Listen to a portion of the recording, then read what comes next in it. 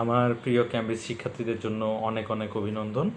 2026-এর ও লেভেলের রেজাল্ট আজকে পাবলিশ হলো এবং যারা আমার কাছে পড়তো তাদের ম্যাক্সিমামই এ অথবা এ স্টার পেয়েছে। তো এটা সত্যি আনন্দের এবং আমার যতটুকু মনে পড়ে যে আমি এই যতটুকু সহযোগিতা তাদেরকে করতে পেরেছি সেই অনুযায়ী এতগুলো এ স্টার এবং আমি কিন্তু আসলে মানে অতটা কনফিডেন্স ছিলাম না যে এটা আসবে, তারপরে আসলো।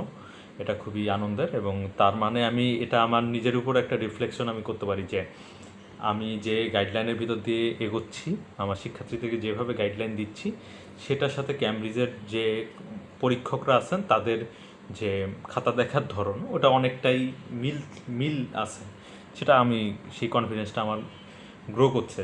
সো সেই জায়গা থেকে আমি আমার শিক্ষার্থীদেরকে যারা কয়েকজন আছে 89, কয়েকজন 78, 79 এরকম মার্কসে আছে তাদেরকে বলবো যে মন খারাপ করার কিছুই নাই। বাংলা যেহেতু ও লেভেলেই শেষ হয়ে যাচ্ছে, এ লেভেলে বাংলা নেই এবং এই 89 কিংবা 79 এটা আসলে হায়ার স্টাডিজতে তেমন কোনো ইম্প্যাক্ট ফেলবে না। অবশ্যই বাংলার থেকে ফেলবে না। অন্যান্য সাবজেক্টগুলোর ক্ষেত্রে হয়তো বা একটু অসুবিধা থাকতে পারে, কিন্তু বাংলার ক্ষেত্রে সেটা থাকবে না।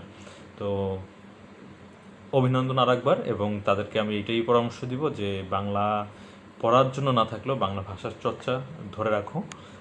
বাংলা পড়বে কখনো কখনো কখনো সময় সুযোগ পেলে কিংবা দরকার হলে লিখবে। এই লেখা এবং পড়াটার ভিতরে থাকা উচিত।